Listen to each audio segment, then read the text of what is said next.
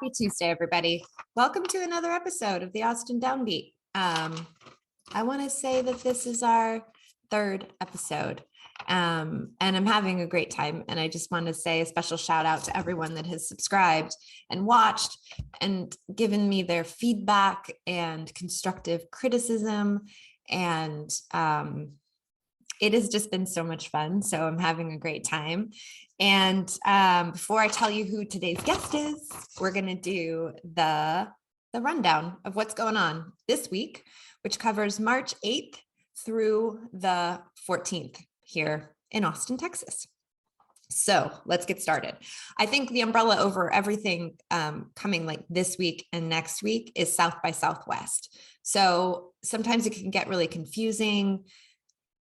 Do you need a badge? Do you need to be on a list? You know, what shows can you see? What shows can't you see if you don't have a badge? So I suggest you go to sxsw.com/festivals/music to kind of figure out where those shows are and what you can attend.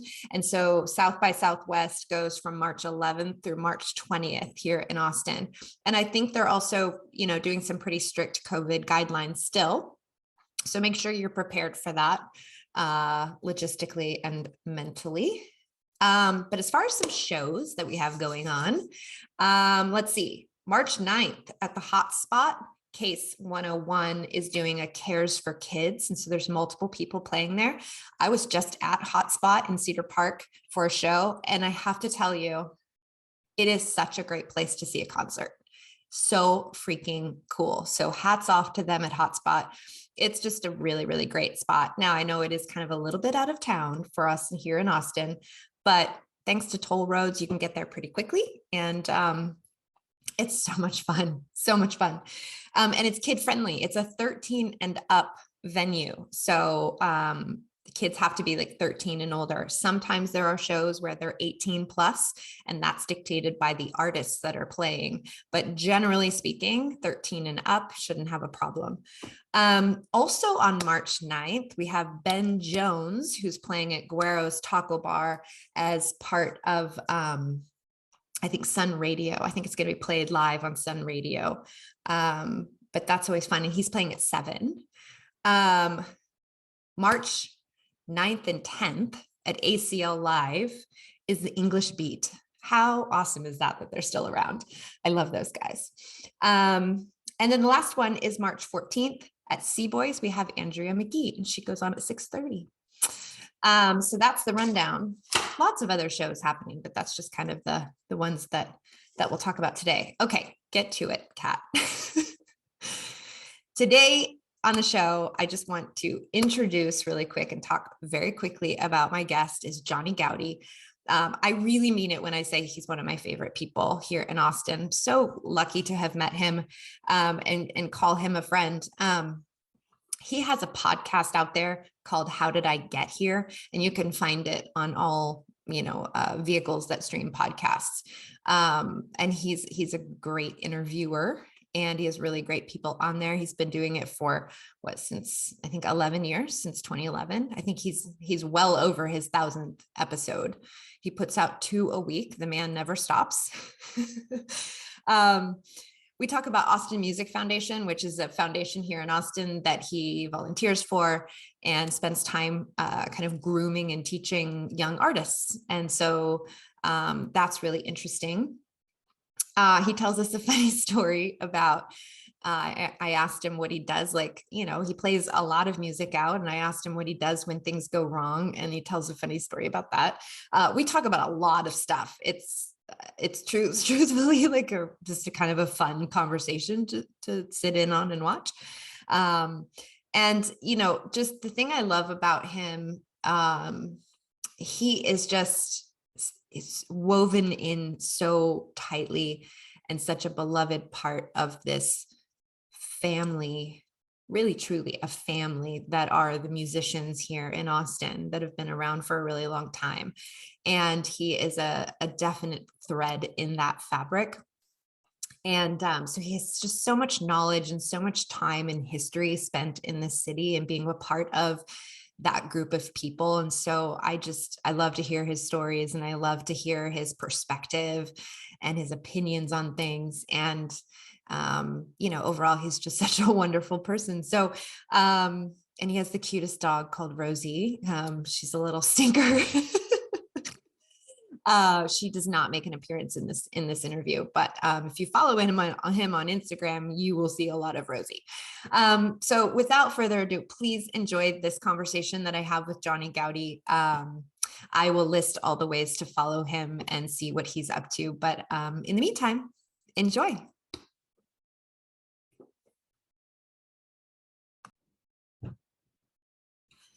Welcome back to another episode of the Austin Downbeat.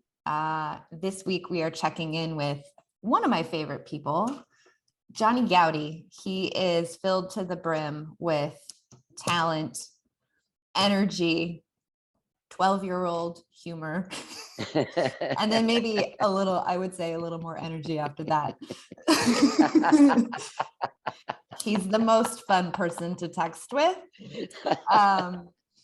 And, gosh, one of my favorite people that I've met here in Austin, really. Thank you. And I mean that. So welcome Likewise. to the show. Thank you. And thanks for coming on. Thanks for having me. It's an honor to be on. Congratulations on the Austin Downbeat. Thank you. Thank you. Was it hard to find a name? No. As soon as it came to me, I was like, this is what it is. Right. But and there's then no other one called that? Anything? Nope. That's awesome. No. And I thought Downbeat, first thing. So that's kind of cool. And I changed the logo colors to match my nails today. Nice. It's priorities, Johnny. Well, that's the kind of thing the kind of attention to detail that people will come to appreciate from the Austin Downbeat. Yeah. Yes. How are you? So I'm good. We're cold. We're cold today. Yes, it's cold, but it's not that bad. Like I went out at noon and there was no ice anywhere. Yeah, I went for I've been trying to walk every day and do this really kind of gnarly walk in my neighborhood. There's a lot of hills. And yesterday's walk was a little challenging. It was so cold and icy on the roads. But yeah, today's was just cold. Yeah, just cold. That's all it is, which is nice. Yeah, I went to the dog park and everything with my dog. So it was a little muddy and gross, though. I will say that. That's the grossest thing about snow is really awesome for like the first few hours. And then all of a sudden it gets dirty and brown in the street and the whole thing. Yeah. I grew up in the East Coast and where there was a lot of snow. And so you learn that really early on. It's like, it's so pretty. And then it gets really gross. Really gross. Yeah. So last night you did a happy hour kind of live stream, which was so much fun. Yeah. Thank you for helping. Like I saw that there was a bunch of comments afterwards, but for some reason I couldn't see any of the comments, but you were nice enough to text me all the requests people were making. Yeah. Well, I was making dinner and I had my laptop open and I was like, I can do this. I can make dinner and watch him and also text him while people are requesting stuff. Cause I felt bad that you couldn't see. We were all fully supporting you and cheering you on. So yeah, it was nice. It's those things are so weird to have like that dead silence. I don't know how you do it. Kind of like in this zone. How do you do it? And my dog would just kind of like put her head up and kind of look at me sometimes, then lay back down. And like not entertained. Yeah, but it was really fun. And you know what's funny about last night was I was like, okay, I'm gonna do this live stream. But when I woke up yesterday, I made soup, which is something you got to do on a day, you know, when you're snowed in or whatever and it's cold. Mm-hmm. And then I rearranged my apartment, like the living area. And then when I was kind of at a place where I could stop, it was like 5:40. And it was like 20 minutes till my thing. I was like, oh no. So I set up all the lights and stuff. And then I did a sound check and I went over one song, like, oh, I should make sure I know this song. And I had a list, but I just kind of abandoned it after a little while. But the one song that I went over was the one song that I really messed up. And what is the takeaway from that moving forward? Don't practice anymore. I'm telling you, it's overrated. Yeah. I'm not prepared for this interview with you at all. That's terrible. No, that's not true. I've done one with you before and you were immensely prepared. Yeah, I am prepared. Impressively prepared. That's what you were. Thank you. Thank you. Yeah. Well, I like to think I know you well enough now that like I don't really need my page of notes, but it is nice to have them with me and just, a little place to go. Do you take notes when you do your interviews? Yes. Yeah, here. I can show them to you. Here's my notes for Angelo Moore. That's so funny. Like, here are my notes for you. Like, one page. Yeah. That's it. Like, everybody gets one page. That's it. Yeah. Some of them, like this one, this Mary Gauche one is pretty. I can't wait to listen to that's a that lot for me. Yeah. She's pretty amazing, man. I know. I cannot wait to tune into that one. Where do we go to hear that interview, by the way? Well, you can find How Did I Get Here at howdidigethere.podbean.com, which is the website for the thing. But also, you can go out and find it anywhere they stream podcasts, anywhere, Spotify, Apple Podcasts. Yeah. A bunch of ones I've never heard of. Like these weird things when you distribute your podcast, you kind of see where everyone's listening. And like it gets down to where like there's 3 on, Unicast, like some kind of weird thing you've never seen before. And I'll go look at it and be like, wow, this is really weird. Who uses this? Yeah. You have the inside scoop on all the random platforms. Well, what's funny is I was going to say the logo is really important, I think, on mine, because I was asking you about your name because I have had so many people. There are like every once in a while, like I go and see there's 5 new podcasts called How Did I Get Here? I could see that. Yeah. It's annoying. But yours is the best one. And your logo, your visual is so cool. I love that face. Who drew that? Well, listen to this. That was drawn by hold on, I'll show you. Hang on. I'm back.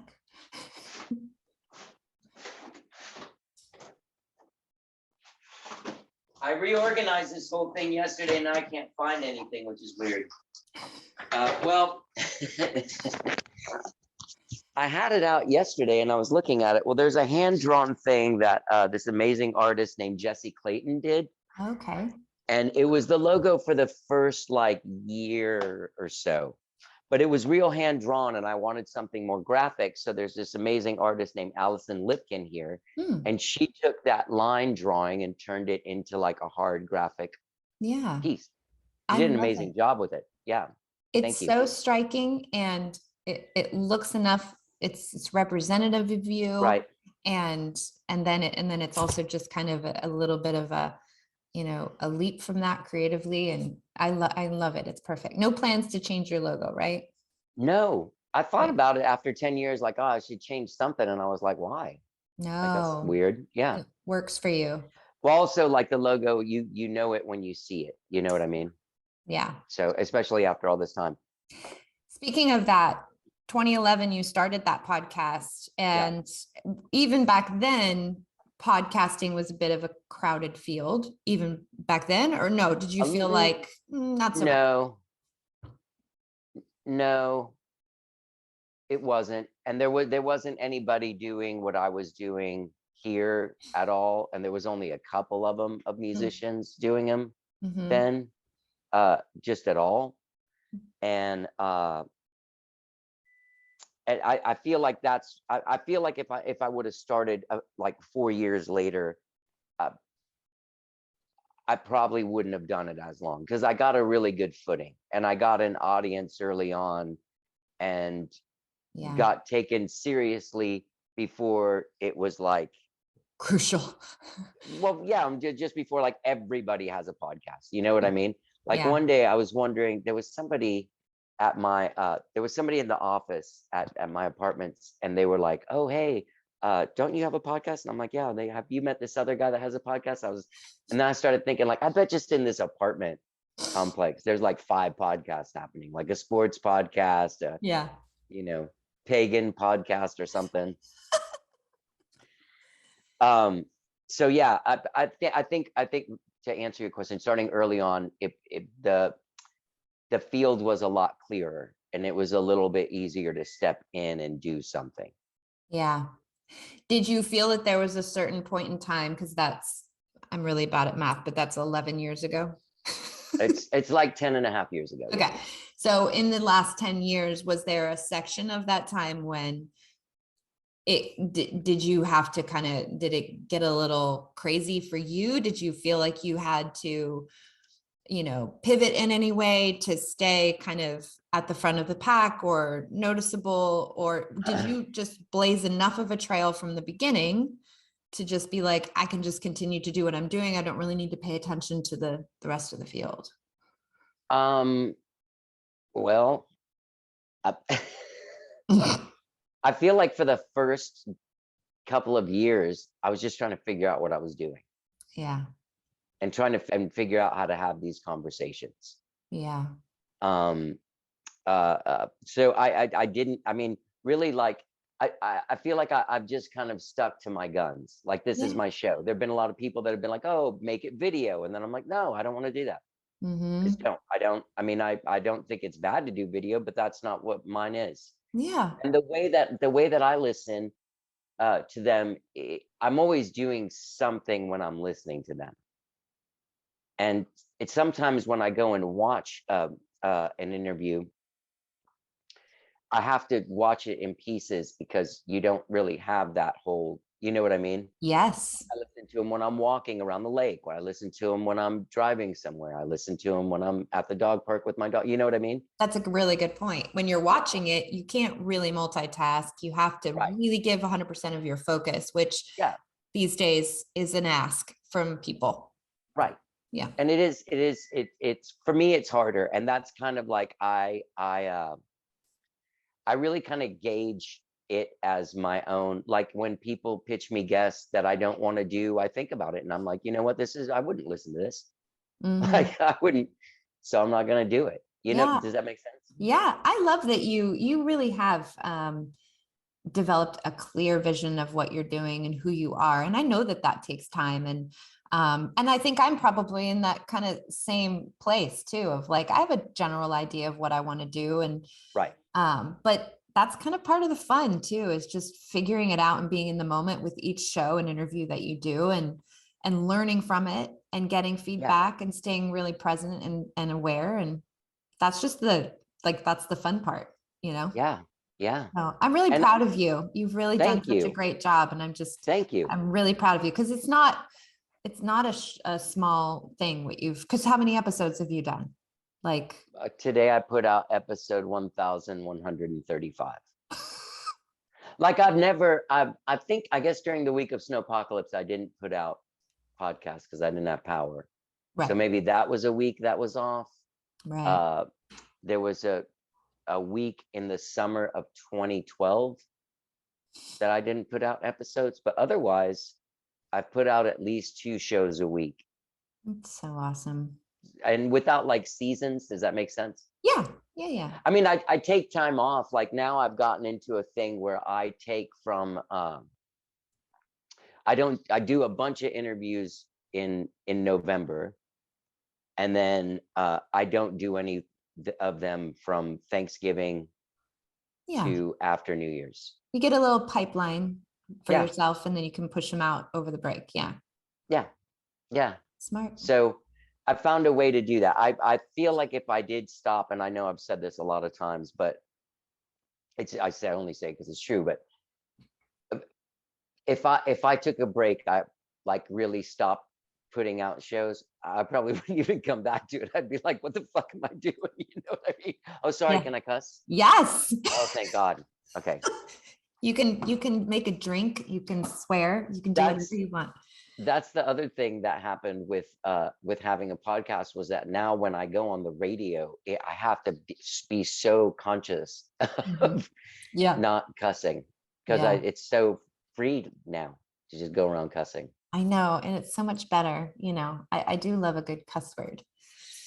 This isn't coming out for a little while. This is going to come out in like. Okay. Because I was going to ask you what you thought about the Neil Young, Joe Rogan thing, but by the time this comes out, it's gonna be old. Neil Young will be back on Spotify.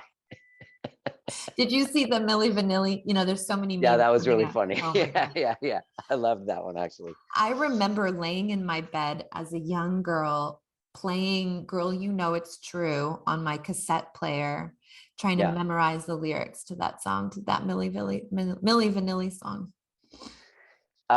They were important to me, Johnny. I can see that. You know, I didn't see them, but I was at that MTV show. Oh, wow. Not the one in Dallas, but the night before in Houston. Oh, wow. Yeah. That's insane. Yeah. Do you remember that band? Do you remember that band Real Life? They sang that song, Send Me an Angel. Oh gosh, I love that song. I don't remember the band's name, but yeah. That song actually was like a minor hit in 1984, and then they re-released it in the late 80s, and it became like an actual hit here, right? Yeah. So those guys did an in-store record signing at this record store that was by where I worked, and I had a gig that night, and they had a gig that night at the MTV concert thing. And so me and my keyboard player went over there after work before we went to sound check, because it was like, let's go meet those guys, because I loved that band and so did he.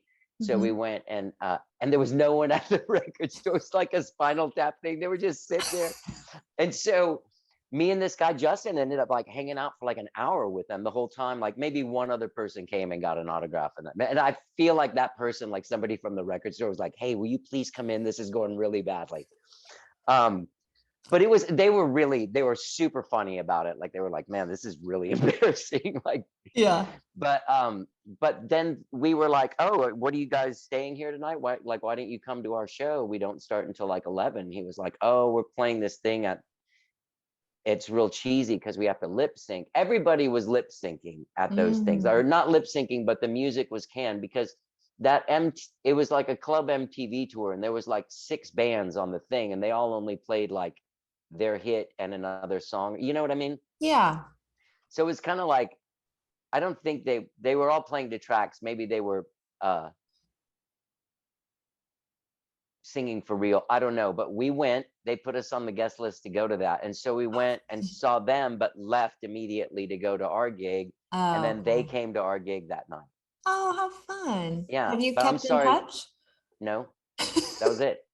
That was it? It was like 1989. That's when it was. It was the summer of 1989. Wow. That was a good year.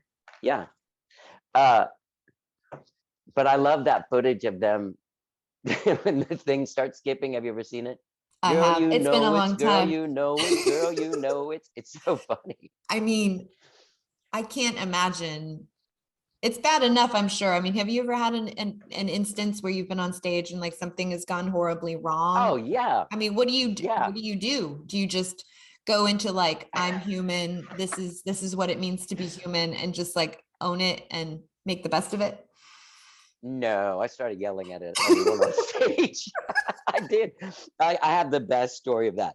I was playing in San Antonio with my old band Goudie, and it was like the second version of that band. And in that band, I had played guitar on the second record. Like I was the only guitar player. Before that, we had a guitar player. And so on the record, I did all the guitars. And I did a bunch of stuff that was weird. Like I had a couple of tuning songs with different tunings, and I had like 12-string songs and acoustics, and so I had to bring like 6 guitars to shows.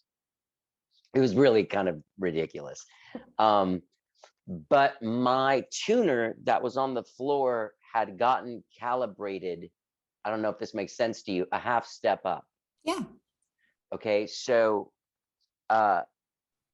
it looked like it was in tune. And when we started playing the first song, it was like this. Everything we did sounded like that. Sharp. Like just like once, like, what's wrong with this thing? And I couldn't tell where to sing. Like my pitch went like was it the half step up I was singing, or is it the bass player? Like what's right? And then I looked down at my tuner and it's okay. So I'm like, tune your fucking guitar. I'm yelling at dudes on stage.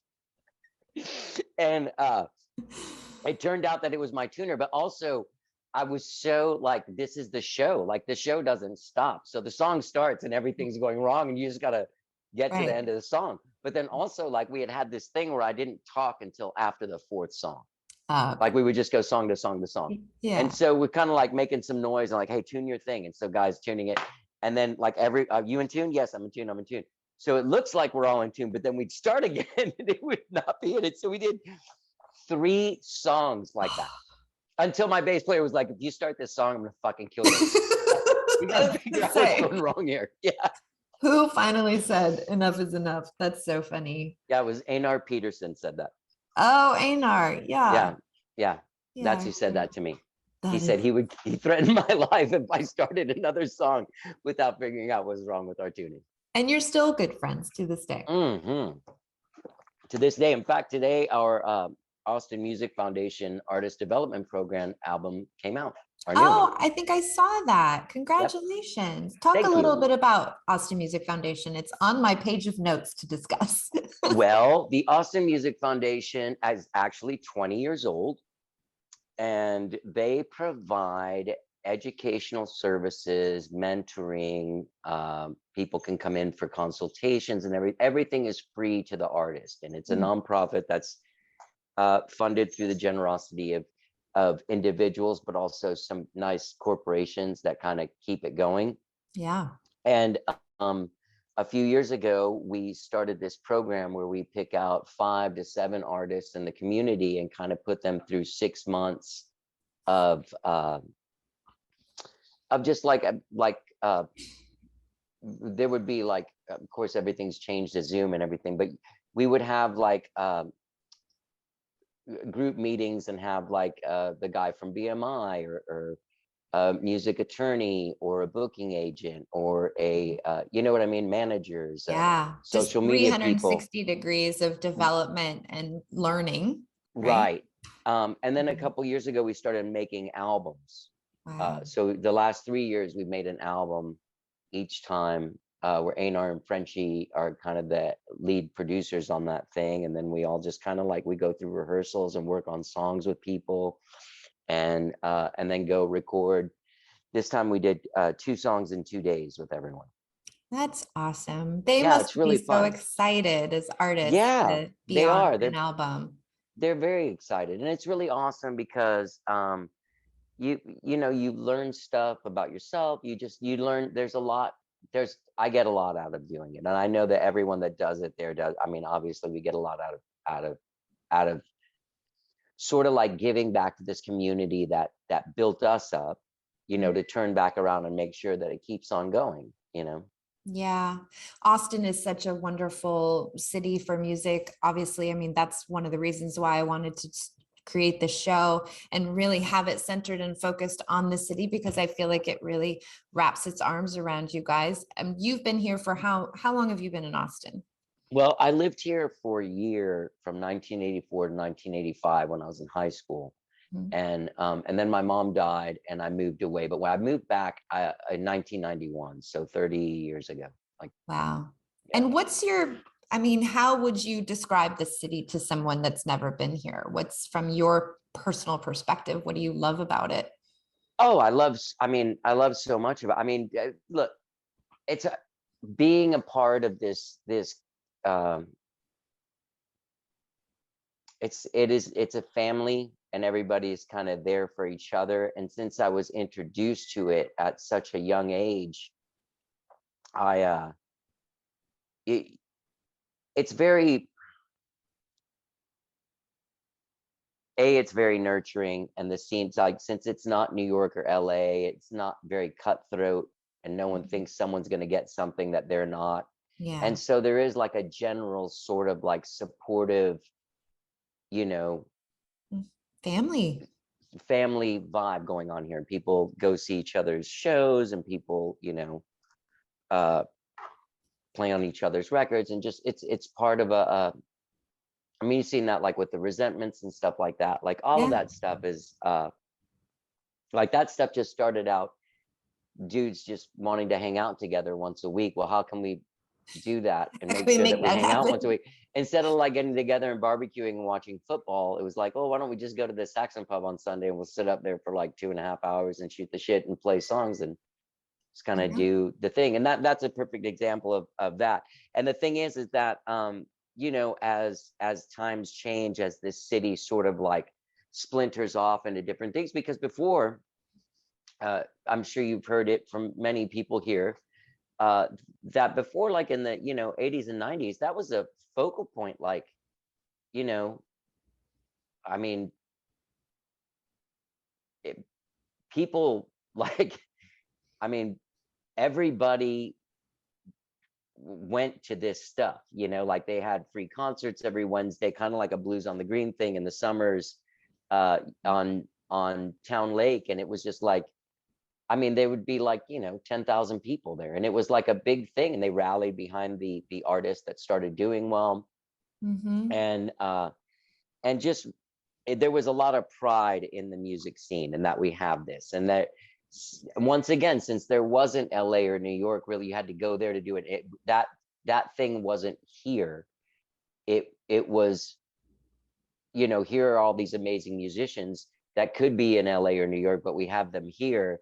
So let's celebrate them. And like when I was in this band, Mr. Rocket Baby, in 1993 or something, when our record came out, the first single, KLBJ was like a regular rock station at that point. It wasn't like a classic rock station. Like they played new music and they added music, and it was very, it was a rock station. But they added our song. Wow. To their, I mean, they did it. It wasn't just us. There was a lot of people. We had no record deal. We had no thing, but we had these massive shows every Thursday at this place on 6th Street that isn't there anymore. But like, it was a scene, you know? Yeah.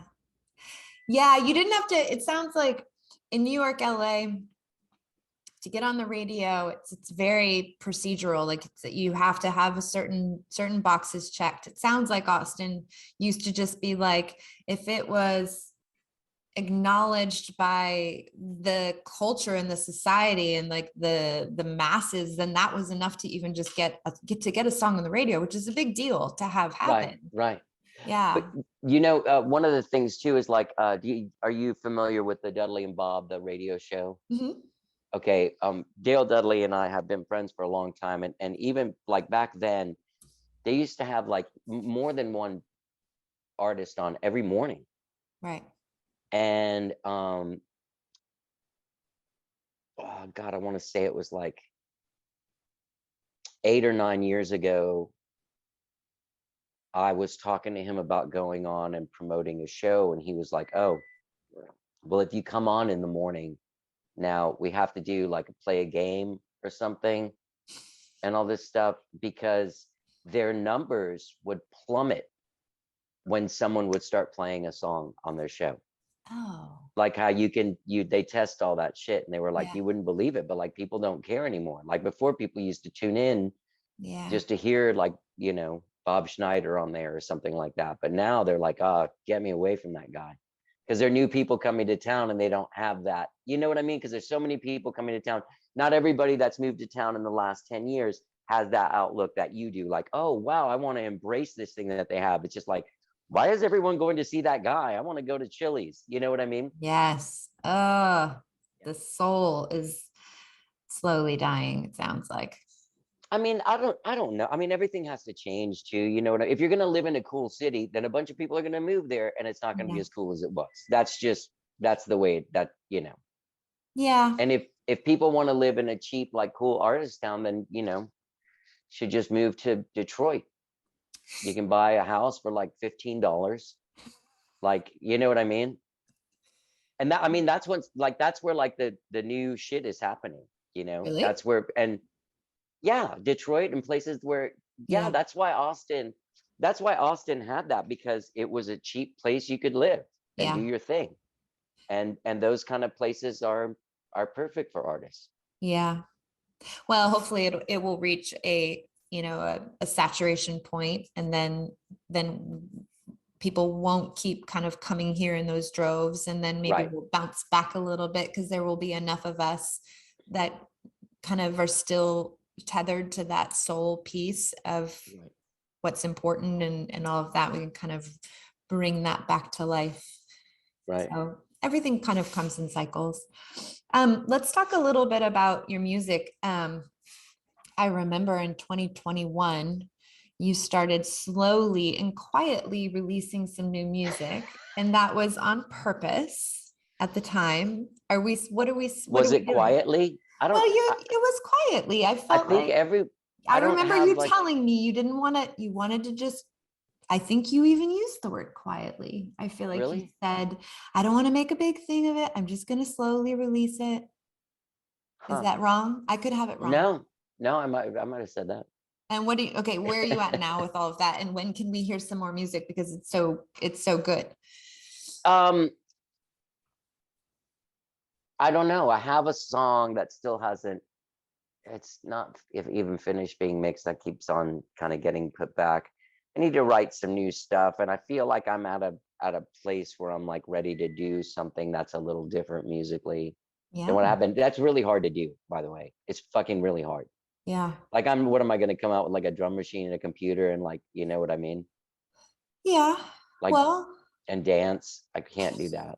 So it's kind of weird, but there is something like, you're like, oh, I kind of want to do something a little bit different than, you know. yeah. Well, the good news is you can kind of, you listen, I'm sure you listen to a ton of music, and I'm sure you listen I do. to a ton of music that's not like yours. Right. And so maybe you could just sort of insert yourself into, okay, well, what is that? And what are they doing there? And then what Right. does it look like when Johnny does that? And then every Right. time Johnny wants to take a left, like he always does, maybe he takes a right, Yeah. you know? Who knows? Yeah, Maybe you just exactly. maybe you need a muse. You need someone to Yeah, I feel like also, can you hire a muse? no, 1-800 muse for sale. the last few years, or the last 2 years, I haven't really written that much with a lot of people. I've written some over Zoom, but you don't meet new people Yeah. and go hang out with them and write a song, which is usually like how I can step out of my comfort zone Yeah. more easily with somebody that is in another place. Yeah. Excuse me, I have the hiccups for some reason. It's that yerba mate sponsored by. Hold Sponsored up the by can. Guayaki Let's give them Yerba some Mate. love. There we go. How do you say the top name? Guayaki. Guayaki. Okay. Yeah. There's some That free stuff's advertising. everywhere, man. I know, I see it and I need to try it. It's really good. They have a bunch of different flavors. I don't want to let go of my coffee in the morning. Oh, yeah, I still have coffee in the morning. Oh, okay. Don't think I'm crazy.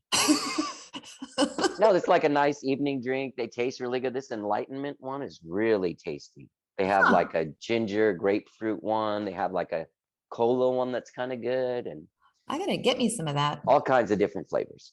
I love it. Okay, back to your music. Back to my music. So I wrote some with some different people during 2020 and 2021 over Zoom, but I do want to get back into doing stuff like there are times that I've gone in and out of being really active with House of Songs, and it's actually just up the street from me. You know what that is? No. They bring in people from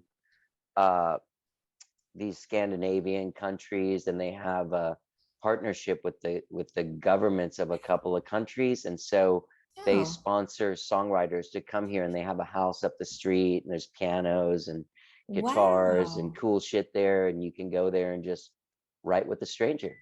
I love that. Yeah, it's real fun. That must be really, really fun. Okay, good. Yeah, so those things are really inspiring. Yeah. Yeah. So you promised that sometime soon, maybe we can have some stuff from you. Yeah. Okay. Yeah, man. I appreciate the love. That's the other thing too, is like in this time, it's kind of like, and maybe my approach to saying that I wanted to release my music quietly is just because I don't know how people release music anymore. Like I watch it all the time, but it doesn't seem very effective. I know. I was just I was just having this conversation with our friend Miles from Fastball. Miles from Fastball. They recorded 16 songs in 2 different settings, and they're doing Patreon, and it's been successful for them, but it's, there's like a disconnect there though too, right? Because it's just not the traditional way that you listen to music. I mean, I subscribe to them, so I get what they put out. But you know, part of me, I was telling him, I'm like, I kind of do just want to be able to click on Spotify and listen to your music. He's like, well, there's good news. They're actually going to start putting a couple of their songs up there. Oh, that's good. So, which is good. But yeah, I mean, I agree with you. It's kind of like, I just got a turntable for my birthday and I just got my Awesome. first vinyl, What'd you and get? I got Jeff Buckley, Grace. Okay. Just one of my favorite albums. I just heard that song on Tuesday night. Which one? You know the song. Oh, that one? Last Goodbye, Last Goodbye. Oh gosh, yeah. I was in Brenham helping my cousin with some stuff, and I spent the night there on Tuesday, and we had this music going. When the song came on, we both did kind of like, wow, we really liked this when this came out. And then at the end, when he started singing, like doing the Jeff Buckley singing thing, she was like, what the hell was wrong with this guy? It was really fun. She was like chopping peppers, and she just looked at me and was like, what the hell was wrong with this guy? You should have you I heard forgot how good that record is. Yeah, have you heard the double album that was released posthumously? So good. So good. Love it. Well, congratulations on your vinyl. That makes it fun to listen to. You know, that's another thing is I think with all the way that people like attention spans and like, it's funny because people will listen to like a 2-hour podcast, but they can't listen to a whole album by somebody anymore.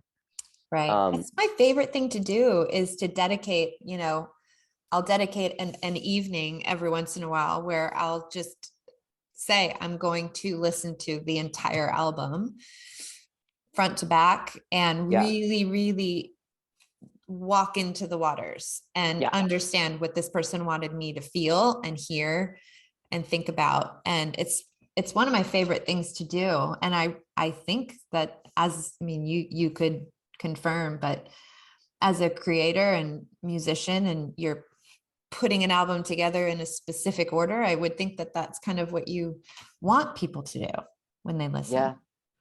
Well, you know, what's interesting, like in the last 10 years or so, I've only really released EPs and singles. It's a lot easier to like that. Sometimes records are sprawling, and when you're making a record, like it's really difficult to keep up with everything. Mm-hmm. That sounds weird, but it's so much stuff, you know, like, oh, did we put the thing on that kick drum in that one song, you know? Yeah. But as far as putting it out, I went through a thing last year that I realized the only time I was listening to people's whole albums or listening to a whole album was when someone was sending me one for a podcast. So yes, I was listening to albums, but I wasn't listening to it for enjoyment. I was trying to get into what's going on and like, oh, I'll go walk and listen to this whole record. So I realized that I couldn't remember when the last time I had really listened to a whole record, and just like, so back in June, I started listening to a record every night when I made dinner from start to finish. Yeah. And just kind of like randomly picking an album. Yeah. Yeah. I love doing that. I love it. But it's hard to do in this, you know, in this climate, because even my listening patterns have changed so much that I'm kind of moving from thing to thing, and I like listening to playlists, and I like, you know, who doesn't? I mean, it's really cool. You know, you can curate your own, but also seeing what somebody else, it's almost like going back to the time of a DJ when someone's introducing you to stuff you might have never heard. Yeah. Or like a mixtape. Yeah. Yeah. I was going to ask you, how are you discovering new music lately? Is it mainly through people's playlists? Yeah. Yeah. Yeah, it is. Or if somebody, a lot of times my guests are like, oh, have you listened to such and such? Like that, like, and I get music from all different kinds of genres. Yeah. That's awesome. Well, you're lucky, because it's kind of hard, you know. I have this thing where, and maybe it just depends on what kind of mood I'm in, but like sometimes I'm scrolling through or kind of looking for new music, and then I'm like, my time is precious. I only have like so much time to really do that. And then and that jumps in the front, and then it kind of prevents me from really, you know, I guess I just have to really be in the right frame of mind to just surrender and spend an evening and just, you know, do it. But if I'm trying to fit it in during my day or in the car on my way to somewhere, I get a little in my head about it. Sure. Yeah. I also like, there's some artists that like, Mary Gauche is a good example of it, that I didn't really know her music at all. I'm not like a folk guy, like I'm not a huge fan. To me, it always feels like, okay, come on, man. Like, like it's trying to impress you. Like, you know what I mean? And listening to her music and like reading her book, but listen, I mean, I think I listened to all the Mary Gauche albums that are available out there last week Wow. before that thing. And it really, that one, like, that's somebody that I will continue to listen to. What And, is it about her that you really kind of like? The just the immense, like, she's not fucking around. Like, she's not her quest in her songwriting is to be completely truthful and to only be saying truth and not getting lost in anything else. And I get lost in like tambourine sounds and shit like that, you know what I mean? Like, but that was what, and then just like listening to her songs and just really how kind of rediscovering how lyrics sometimes so specific but not specific to one person can paint a picture that is actually more universal. Like, you're hearing this song that is some, you know, intense. I was never adopted, I was never an orphan, she was an orphan, you know, but I'm connecting with this song on these different in these different ways. Then, you know what I mean? Just because of how she's written it. Yeah. That's gorgeous. Yeah, first of all, then you get affected and you're like, wait a minute, how did she do that magic trick? You know what I mean? What kind of sorcery is this? Yeah. And she's I really love good in it. that book is really great. Like, she it's a memoir, but it also she explains how she writes songs and how she's kind of, you know, there's one specific thing that she got from like a Lucinda Williams song, she told me. And it's sort of starting out the verse about one person, but then pulling the camera back and seeing what else is in that, and then pulling it back again. And like, once she discovered that trick, there was this new depth to her songs that wasn't there before. I love that. And her book is called Saved by a Song, if I'm not mistaken. Yeah. Yes, it is. So everyone should tune into How Did I Get Here podcast and listen to, that's the latest episode. Well, not when this comes out. Oh, that's right. Well, when this it'll comes be a out, couple. but you can go there. We will have done 50 episodes in the next 3 weeks. Man, during the pandemic, there was, I mean, there were a lot of weeks that I put out 5 shows a week. I mean, because I didn't have anything to do. Yeah. Okay. Yeah. Are you going to be playing any shows with Skyrocket or any coming up? There's nothing in Austin coming up. There's like a San Antonio thing in March, but that's it. I mean, the rest of it's all private stuff. Yeah, you guys love those private shows. You're very popular with those private shows in Skyrocket. You know, that's the best. If you're going to be doing that kind of thing, it's the way to do it. That's the best way to do it. Yeah, totally. I've been to some of those shows. They're really fun. We have a really good time doing it. Remember that time you came to that place in Pfluger? We don't play there anymore. I'm not going to say the name of it because I don't want to disparage it, but it was just like, we don't do that kind of stuff anymore. Like, that was a rowdy crowd. That was still in like 2019. We like sat down and had like do we really want to do that anymore? No, we don't want to do that kind of weird shit anymore. We just kind of want to go and get the, you know, the biggest shows we can on that level.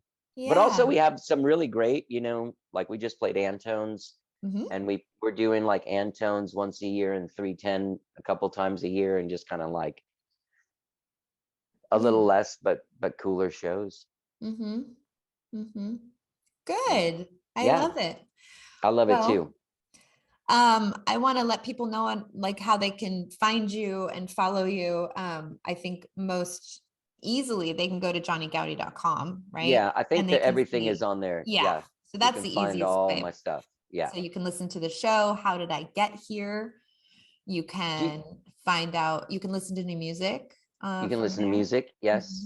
Yeah. But you can find me on the Spotifys and Instagrams and Twitters and Facebook and And Bandcamp too. I love Oh yeah, promoting Bandcamp. Bandcamp because they really do support the artist. And today Yep. we are filming this on It's Bandcamp Bandcamp Friday. Friday. Yeah. Um, We put out that record today, so it's on Bandcamp exclusively right now. yeah. So Austin Yeah. Music Foundation, can they go to austinmusicfoundation.org to find the album? Yeah, they can find the album though at austinmusicfoundation.bandcamp.com. Okay, perfect. And there's different albums. And this year it's TV Temple, Anastasia Hera and the Heroes, Quentin and the Past Lives, Pleasure Venom, and Natalie Price. Beautiful. Yeah. I am inspired by all the work that you do and just how deeply rooted you are in the city, and you are so beloved. Oh, And thank you. anyone that I have talked to that we share a friendship with you in common has just had such wonderful things to say about you. And so just wanted to give you that feedback. You just absolutely loved. So thank you for all that you do. I'm very grateful to have been taken in by this scene and these, this family of people since I was a kid, Yeah. You're still a kid. Yeah. What's funny is, I was at a BMI party back in like October or something. And there was all these guys there that were like guys I knew when I was like 15. They're all kind of like hanging out. Like, like Kevin Womack? I don't know him. And David Grissom. And this guy, Michael Ramos. They're like old dudes. But like, I was hanging out and we were all hanging out and they went to say something and they were like, well, yeah, I mean, these kids over here. And I was like, do you mean me? Because like, I'm 53 now, dude. Like, I am not a kid. Like, I'm not that 15-year-old kid standing outside the window like, hey, can you get me into the Luann Barton show? I'm too young to get in without my mom. Oh. Yeah. But you still have this, and that's why in the intro, you do have this energy about you that you do kind of, you do have this kind of childlike energy. And I mean that in such a compliment, because I appreciate and it's so inspiring because, I just turned 46 and like, I get out of bed really carefully now. You know what I mean? It's like, you can feel, but you just have this way about you. And so, thank you. I hope that, because I feel like when I was a kid and watching the adults, like the adults that weren't artists or artistically minded, just kind of like lost their passion to do stuff, and they just kind of drone. And I didn't ever want to. That just didn't seem fun at all to me. Yeah. Well, I assure you, you're not headed down that path. Well, thank you. Hopefully no time soon. Yeah. Well, thank you for stopping by and hanging out with us today. Thank you. Catching us up on all things Johnny Goudie. Of course. It's such a pleasure. How can people find the Austin Downbeat? It's not even out. Well, as of us doing this, it's not even out yet. It's thank not you for out yet. Being one of the first guests is a huge honor. Thank you. So we're on YouTube at Austin Downbeat on our YouTube channel. And then I have Instagram and that's about it for right now. I followed you on Instagram. Yeah. Just, I haven't released any episodes quite yet. I'm releasing them. I'm looking at my calendar on February 22nd.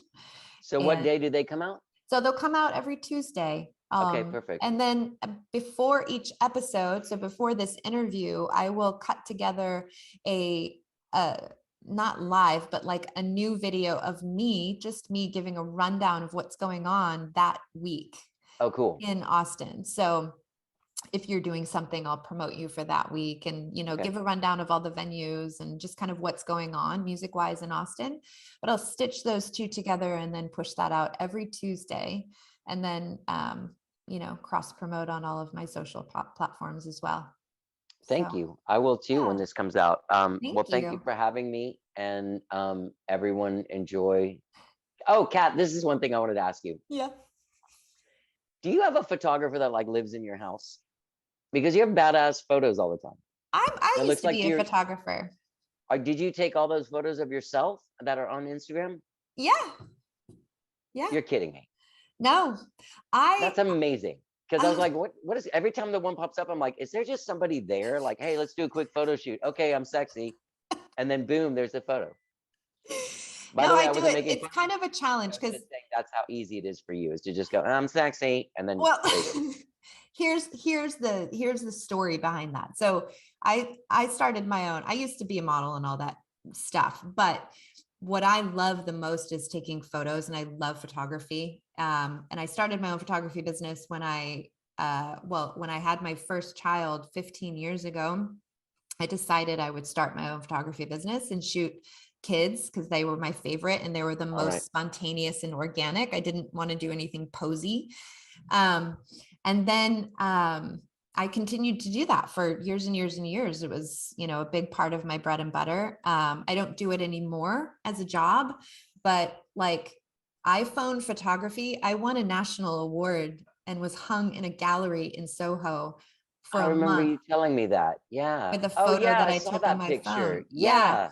And so I love the idea. I mean, I do have a big professional camera, but the phone, and I just upgraded my phone to the 13, so it's like pretty sweet.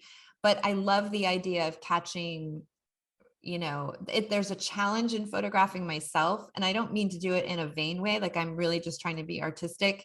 But I love catching just, spontaneous sort of slice of life and photos. And I take a ton of my kids that I don't post on my public socials, Right. but yeah, it's just fun for me. It's kind of a challenge. And especially during COVID, when I can't shoot with anybody, then it's like, all right, Right. I'll just shoot myself. Yeah. Well, those are great photos. Well, thank you. Yeah. Thank you. If And you they ever, actually look like they're done by professional photographers. yeah, thank you. They are just, it's the same Yeah. person. Just the same person. That's what I meant. If Like you a ever want me just to hang out photo. at your house and just be quiet as a mouse, this is rhyming. Okay. I'll take little photos of you. Oh, I thought you were going to say you would take nude photos of me and my spouse. That would have That's been what I was the waiting for. payoff with the rhyme. I will take nude photos of you and your spouse. Yeah, that would be awesome. Especially now that I redid my place. Oh, by the way, huge fan of organizing and rearranging and shopping. Yeah. So if you want to take it to the next level, call me and I will be there. Next level. Next level. If you're ready for the next level, I don't know if Pat. I'm ready. I'm just in the reorganizing phase, setting stuff I will up. help you. I'll help you with that. Okay. If we get so organized. You should see Looks my like house. It's gonna get so organized. Don't talk dirty to me. I know, that's what it sounds like. Don't talk about organization and bins and label. I will bring my label maker. Uh-huh. Oh. It's gonna get crazy. I think if I did reorganize, if I would have reorganized better, I would have been able to find that picture for you. I'm gonna help you take it to the next level. Thank you. It's done. Thank you very much. All right, you. Thank you for having me on the show. Of course. All right. That does it for another episode of the Austin Downbeat. Tune in next week for our next guest. Thanks, Johnny. Bye. Bye.